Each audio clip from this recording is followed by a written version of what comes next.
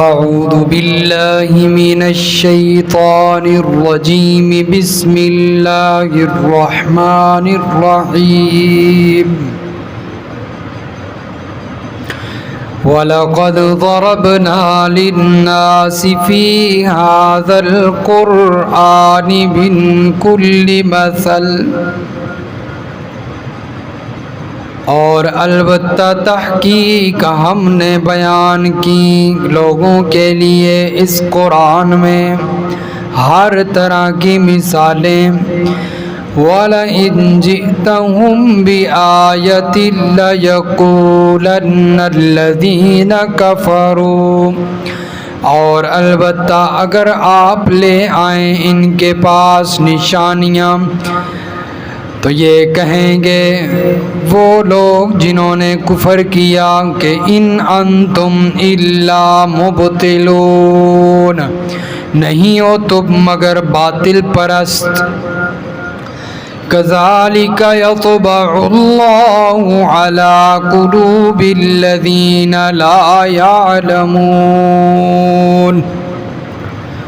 اسی طرح اللہ مہر لگا دیتا ہے ان لوگوں کے دلوں پر جو یقین نہیں کرتے۔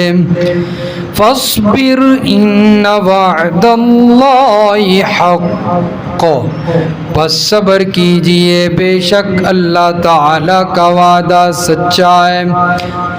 وَلَا يَسْتَخِفَّنَّكَ الَّذِينَ لَا يُوقِنُونَ، اور نہ ہلکا کرے آپ کو وہ لوگ جو یقین نہیں کرتے، جو یقین نہیں رکھتے۔ سبحان ربک رب العزت عما یصفون وسلام علی المرسلین والحمد للہ رب العالمین۔ اللہم صل علی محمد وعلی آل محمد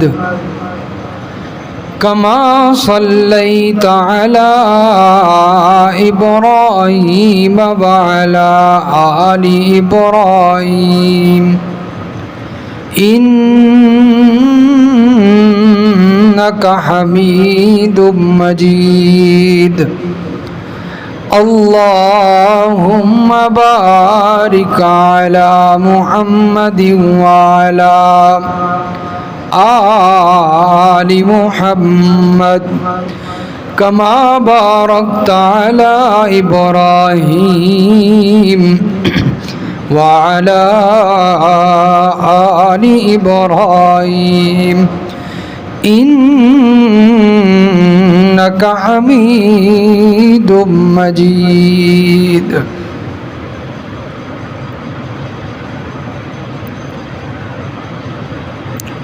سورۃ الروم کی آیت نمبر 58، 59 اور 60 کی تلاوت کی گئی ہے۔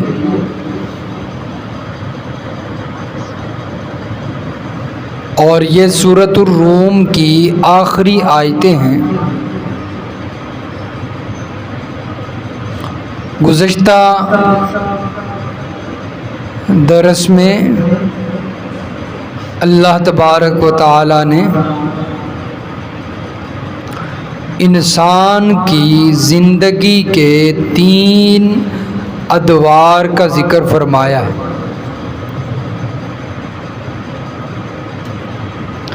پہلا دور کمزوری کا ہے، انسان کا بچپن،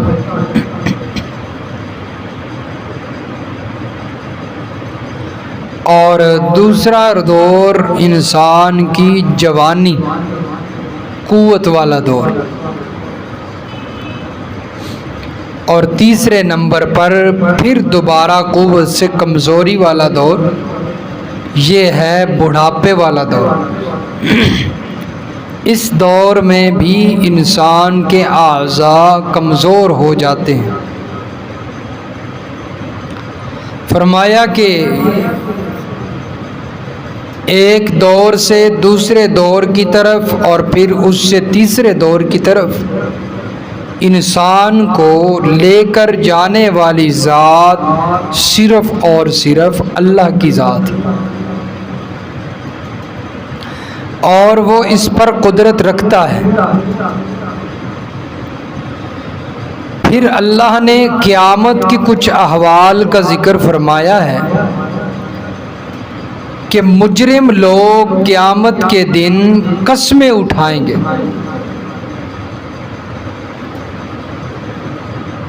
اور قسم اٹھا کر کہیں گے کہ ہم تو دنیا میں رہے ہی کوئی نہیں، یہ نامہ اعمال اور یہ ساری چیزیں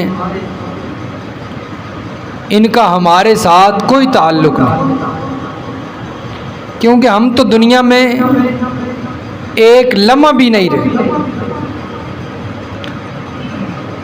تو دنیا والی زندگی کا انکار کریں گے۔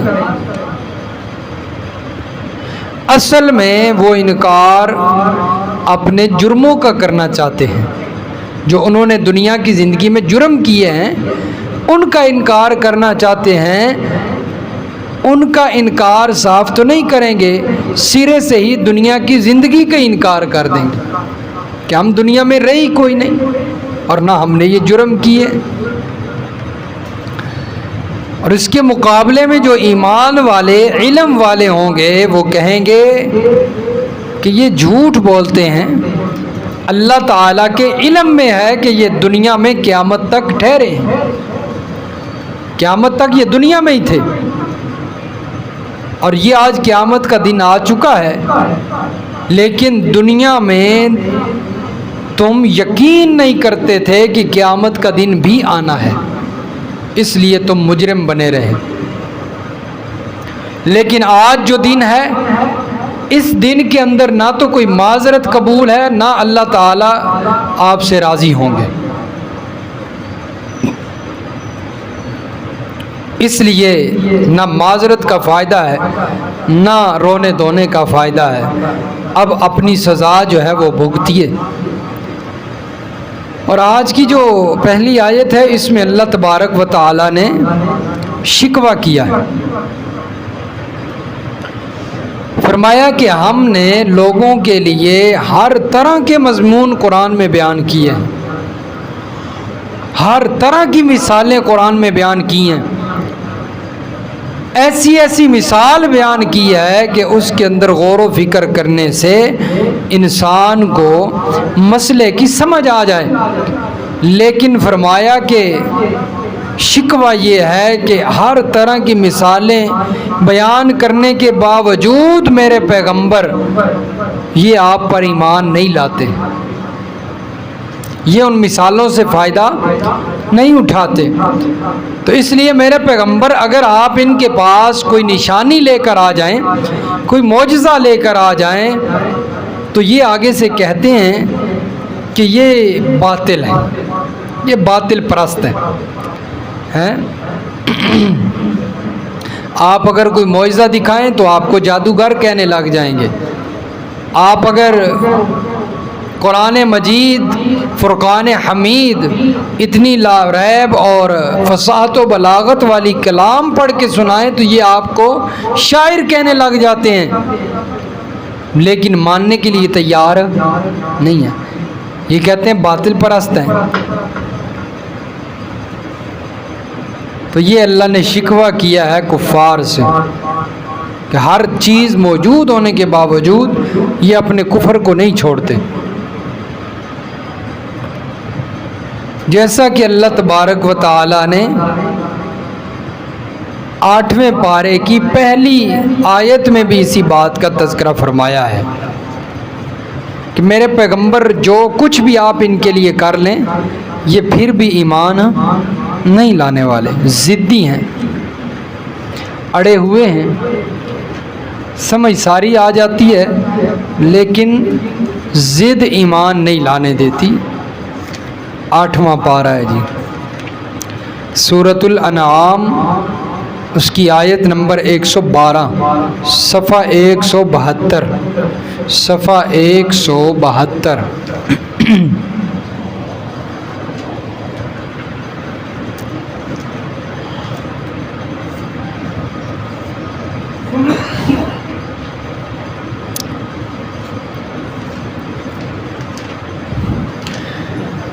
وَلَوْ أَنَّنَا نَزَّلْنَا إِلَيْهِمُ الْمَلَائِكَةَ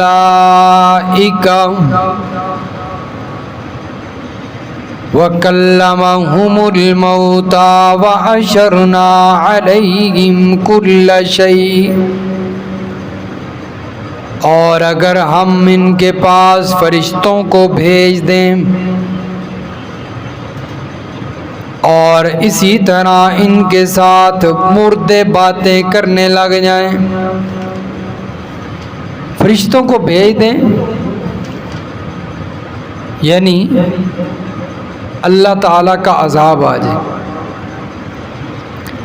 مردے باتیں کرنے لگ جائیں یعنی وہ سب کچھ انہیں بتا دیں کہ ہمارے ساتھ کیا بیت رہی ہے، ہم نے جو دنیا میں جرم کیے تھے اس کی ہمیں سزا کیسے مل رہی ہے، یہ مردے بول کے بتائیں۔ وَحَشَرْنَا عَلَيْهِمْ كُلَّ شَيْءٍ قُبُلًا، اور ہم ان کے لیے ان کے پاس ان کی آنکھوں کے سامنے ہر چیز کو روبرو لا کر کھڑا کر دیں، ہر چیز سامنے آ جائے، جو غیب ہیں انسانوں سے جو چیزیں وہ بھی سامنے اللہ تعالیٰ کر دیں۔ مَا كَانُوا لِيُؤْمِنُوا، یہ لوگ پھر بھی ایمان نہیں لائیں گے، پھر بھی ایمان إِلَّا أَن يَشَاءَ اللَّهُ، مگر جس کے بارے میں اللہ چاہے، تو اور بات ہے وَلَٰكِنَّ أَكْثَرَهُمْ يَجْهَلُونَ، لیکن ان میں سے اکثر لوگ جاہل ہیں۔ اکثر لوگ کیا ہے؟ تو اس لیے میرے پیغمبر آپ ان کو بے شک جیسے بھی معجزے دکھا لیں، جنہوں نے ایمان نہیں لانا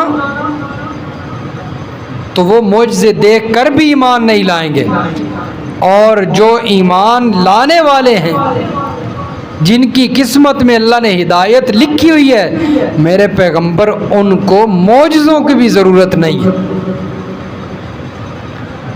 حضرت ابو بکر صدیق رضی اللہ تعالیٰ عنہ کو جب نبی علیہ الصلوۃ والسلام نے دعوت دی، ایمان کی دعوت دی اور بتایا کہ میں اللہ کا رسول ہوں، ایمان لاؤ، کلمہ پڑھو، حضرت ابو بکر صدیق رضی اللہ تعالیٰ عنہ بغیر کسی حل و حجت کے اور بغیر کسی چیز کے مطالبے کے فوراً کلمہ پڑھنے لگے۔ فرمایا جس کی قسمت میں ہدایت ہے اسے معجزوں کو بھی ضرورت، اسے نشانیوں کی ضرورت نہیں ہے، لیکن جس کی قسمت میں ہدایت نہیں اسے جو مرضی کر لیں، اسے چاند والا معجزہ بھی اس پر اثر نہیں کر سکتا۔ اس پر میرے پیغمبر پتھروں نے آپ کا کلمہ پڑھا تو یہ معجزہ بھی اس پر اثر نہیں کر سکتا ہیں۔ اسی طرح اللہ کے پیغمبر اگر پیالے کے اندر انگلیاں رکھ دیں، انگلیوں سے پانی کے چشمے جاری ہو جائیں، فرمایا میرے پیغمبر اس پر یہ معجزہ بھی اثر نہیں کر، کیونکہ اس کے وجہ کیا ہے؟ كَذَلِكَ يَطْبَعُ اللَّهُ عَلَى قُلُوبِ الَّذِينَ لَا يَعْلَمُونَ، ایسے لوگوں پر اللہ ایسے لوگوں کے دلوں پر مہر لگا دیتا، ایسے لوگوں کے دلوں پر کیا لگ جاتی ہے؟ مہر لگ جاتی ہے۔ پھر فرمایا کہ ان پر کوئی بات بھی اثر نہیں کرتی۔ سورۃ البقرہ میں اللہ فرماتے ہیں کفار کے بارے میں، ضدی لوگوں کے بارے میں، ختم اللہ علی قلوبہم وعلی سمعہم وعلی ابصارہم غشاوہ، فرمایا ان کے دلوں پر مہر لگ چکی ہے، وعلی سمعہم ان کے کانوں پر مہر لگ چکی ہے، وعلی ابصارہم غشاوہ ان کی آنکھوں پر پردہ پڑ چکا ہے، انہیں اب دین کی بات نظر بھی نہیں آتی، نہ سنائی دیتی ہے، نہ دل پر اثر کرتی ہے، کیونکہ ہر طرف سے بند ہو گئے۔ اور اس مہر کا مطلب کیا ہوتا ہے؟ یعنی جو چیز اندر ہے وہ باہر نہیں آ سکتی، اور جو باہر ہے وہ اندر نہیں جا سکتی۔ ایسی مہر اللہ لگاتے ہیں، مہر جباریت، ان کی ضد کی وجہ سے مہر جباریت لگتی ہے کہ اندر سے کفر باہر نہیں آتا اور باہر سے ایمان اندر نہیں جاتا، باہر سے ایمان اندر نہیں جاتا۔ خط آتا ہے نا، خط، تو خط جب لفافے میں بند کرتے ہیں تو اس پر دفتر کی طرف سے مہر لگتی ہے۔ اس کا کیا مطلب ہوتا ہے؟ یعنی یہ جس کا خط ہے اس کے پہنچنے سے پہلے اس کو کھولنا نہیں، نہ اس میں کوئی چیز اندر ڈالنی ہے، نہ اس کے اندر جو چیزیں ہیں وہ باہر نکالنی ہیں۔ تو یہ مہر کا مطلب ہوتا ہے۔ تو کفار کے دلوں میں اللہ نے مہر جباریت لگا رکھی ہے۔ فرمایا ایسے لوگوں کے دلوں میں پھر ایمان نہیں اثر کرتا، جتنے مرضی بڑے معجزے دکھائیں ان کو، جتنی بڑی نشانیاں ان کو دکھا دیں، ان کے دلوں پر پھر ایمان اثر نہیں کرتا، وہ معجزے اثر نہیں کرتے۔ فرمایا لا یعلمون جو سمجھنا نہیں چاہتے، جو یقین نہیں رکھتے، ہر چیز ان کے سامنے ہوتی ہے، ہر قسم کی نشانی ان کے سامنے پیش کی جاتی ہے، لیکن وہ اس پر یقین نہیں لاتے۔ فاصبر ان وعد اللہ حق، میرے پیغمبر صلی اللہ علیہ وسلم صبر کیجئے۔ کیا کیجئے؟ صبر کیجئے، بے شک اللہ تعالیٰ کا وعدہ سچا وعدہ ہے۔ آپ نے سورت کے شروع میں پڑھا تھا، اللہ تبارک و تعالیٰ نے فرمایا تھا کہ ایمان والوں کو اور رومیوں کو کہ اللہ تعالیٰ کی وحدانیت کو چھوڑنا نہیں، اس میں کمزوری نہ آئے، اور آپ اللہ تعالیٰ کی توحید کے اندر کمزوری نہ آنے دیں۔ پھر اللہ تعالیٰ کا وعدہ ہے کہ اللہ تعالیٰ آپ کو کفار پر ضرور غلبہ عطا فرمائیں گے۔ سورت کے شروع میں پڑھا تھا نا، الف لام میم غلبت الروم فی ادنی الارض وهم من بعد غلبهم سیغلبون فی بضع سنین للہ الامر من قبل ومن بعد ویومئذ یفرح المؤمنون بنصر اللہ ینصر من یشاء۔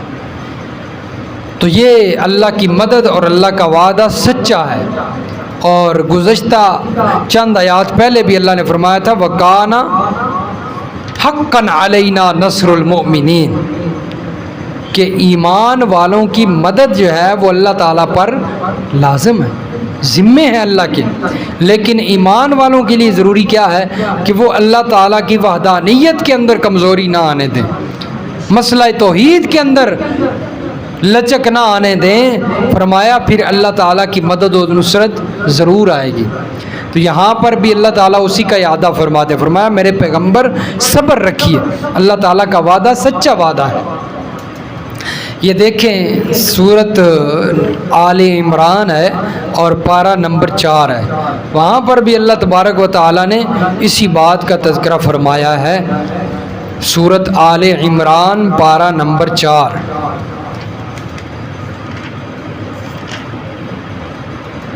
یہ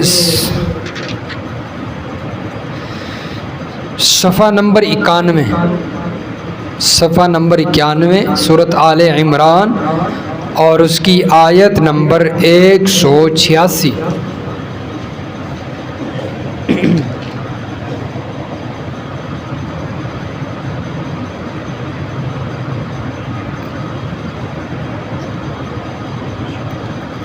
یہ اللہ تبارک و تعالیٰ ایمان والوں کو اور اپنے محبوب پیغمبر صلی اللہ علیہ وسلم کو ایک سبق دے رہے ہیں، درس دے رہے ہیں۔ لَتُبْلَوُنَّ فِي أَمْوَالِكُمْ وَأَنفُسِكُمْ وَلَتَسْمَعُنَّ مِنَ الَّذِينَ أُوتُوا الْكِتَابَ مِنْ قَبْلِكُمْ، البتہ میرے پیغمبر آپ آزمائے جائیں گے اپنے مالوں میں، اپنی جانوں میں، مالوں کے اندر بھی آزمائے جائیں گے، جانوں کے اندر بھی، یعنی کہ جنگ ہوگی اور جنگ میں مال بھی قربان کرنا پڑے گا، جان بھی قربان کرنی پڑے گی۔ وَلَا تَسْمَعُنَّ مِنَ الَّذِينَ أُوتُوا الْكِتَابَ مِنْ قَبْلِكُمْ، اور میرے پیغمبر آپ سنیں گے ان لوگوں سے جو دیے گئے کتاب تم سے پہلے، وَمِنَ الَّذِينَ أَشْرَكُوا، اور ان لوگوں سے جو کہ مشرک ہیں، اذًا کثیرا، تکلیف دہ باتیں۔ اہل کتاب یہود و نصارہ اور مشرکین مکہ یہ آپ کو ایسی ایسی باتیں کہیں گے میرے پیغمبر، آپ کے دل کو تکلیف ہوگی، لیکن آپ کو سننا پڑیں گی، آپ کو سننا پڑیں گی۔ وَإِن تَصْبِرُوا وَتَتَّقُوا،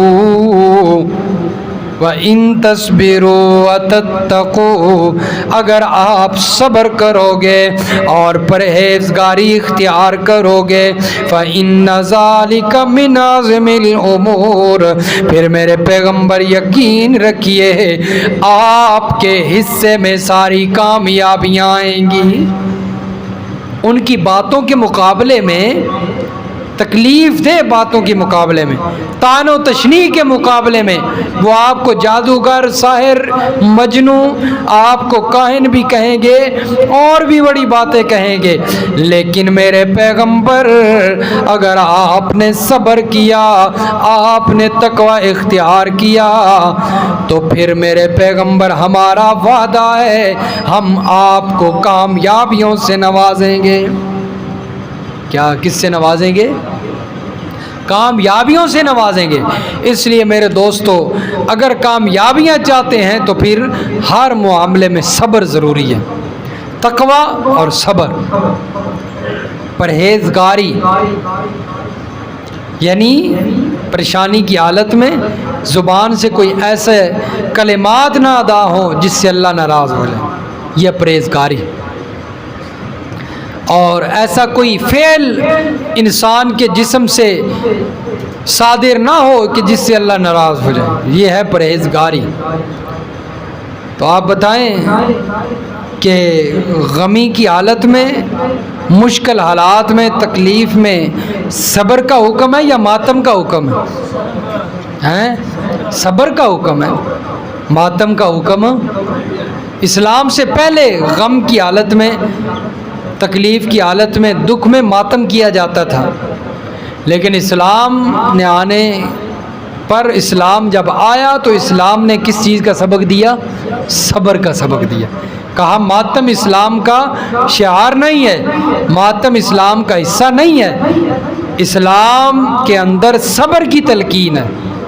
خوشی پر رقص ہوتا تھا، ناچتے تھے لوگ، گاتے تھے، شرابیں پیتے تھے خوشی کے موقع پر، لیکن اسلام آیا تو اسلام نے کہا خوشی کے موقع پر رقص نہیں کرنا، خوشی کے موقع پر ناچنا گانا نہیں ہے، بلکہ خوشی کے موقع پر شکریہ ادا کرنا ہے، خوشی کے موقع پر شکر کرنا ہے، یہ اسلام نے سبق دیے۔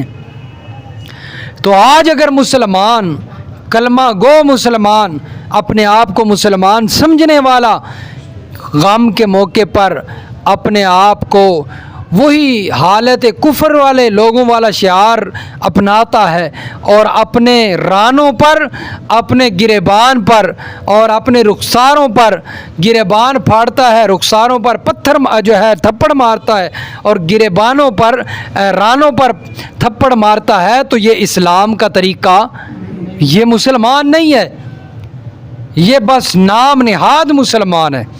جو اسلام کے قانون کو نہیں اپناتا اس کے اندر کیسی مسلمانی ہے؟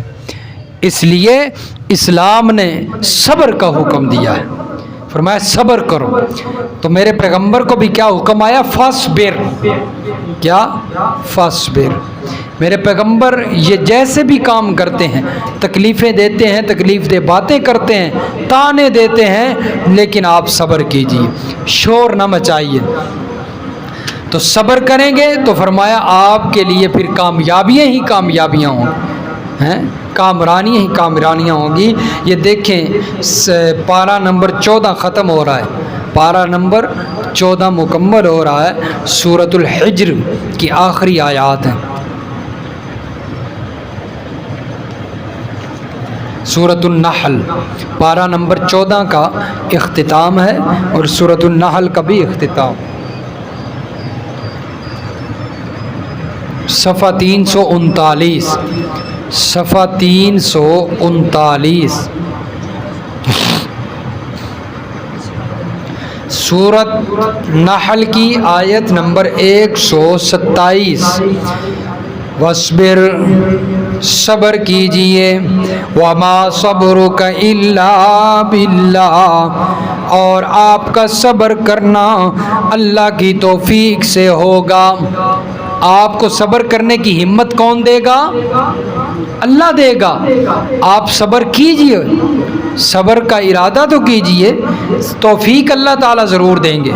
وَلَا تَحْزَنْ عَلَيْهِمْ، اور فرمایا میرے پیغمبر ان کفار کے مقابلے میں غم نہ کیجئے، کفار پر غم نہیں کرنا. وَلَا تَكُ فِي ضَيْقٍ مِّمَّا يَمْكُرُونَ، میرے پیغمبر ان کفار کی تدبیریں آپ کے دل کو تنگ نہ کریں، آپ کے دل میں تنگی نہ پیدا کریں. یہ کفار جو مرضی تدبیریں کرتے رہیں، آپ کو قتل کی تدبیریں کرتے ہیں، آپ کے بارے میں کوئی اور تدبیریں کرتے ہیں، اپنے وطن سے نکالنے کی تدبیریں کرتے ہیں، لیکن میرے پیغمبر ان کی تدبیریں آپ پر اثر انداز نہیں ہونی چاہیے. آپ کا دل وسیع رہنا چاہیے. کیوں؟ فرمایا میرے پیغمبر وَإِذْ يَمْكُرُ بِكَ الَّذِينَ كَفَرُوا، میرے پیغمبر کافر لوگ جب آپ کے خلاف تدبیریں کرتے ہیں، قتل کی تدبیریں یا وطن سے نکالنے کی تدبیریں، میرے پیغمبر یہ فرش کے اوپر بیٹھ کر آپ کے خلاف تدبیریں کر رہے ہوتے ہیں، اور عرشوں پہ اللہ آپ کی مدد کی تدبیریں کرتا ہے. واللہ خیر الماکرین. اور تدبیر کام کس کی کرتی ہے؟ اللہ کی تدبیر کام کرتی ہے نا. وَيَمْكُرُونَ وَيَمْكُرُ اللَّهُ، وہ بھی تدبیریں کرتے ہیں، اللہ بھی تدبیریں کرتا ہے. واللہ خیر الماکرین، اور تدبیریں اثر انداز اللہ کی ہوتی ہیں، کفار کی تدبیریں ختم ہو جاتی ہیں، ضائع ہو جاتی ہیں. اس لیے میرے پیغمبر فاصبر ان وعد اللہ حق، صبر کیجیے، اللہ کا وعدہ سچا ہے. ولا یستخفنک الذین لا یوقنون، اور جو لوگ یقین نہیں کرتے اور ایمان نہیں لاتے، فرمایا وہ لوگ آپ کو بے برداشت نہ کر سکیں. یعنی ایسا نہ ہو کہ وہ باتیں کریں اور آپ برداشت باہر ہو جائیں اور آپ بھی ان کا مقابلہ کرنے لگ جائیں. نہیں میرے پیغمبر، آپ اپنی برداشت کو ہر وقت تیار رکھیے. وہ باتیں کرتے بھی ہیں تو آپ اپنے غصے کو پی کر برداشت کیجیے. اللہ تعالیٰ ضرور اس کا اجر عطا فرمائیں گے. اللہ سمجھ نصیب فرمائے.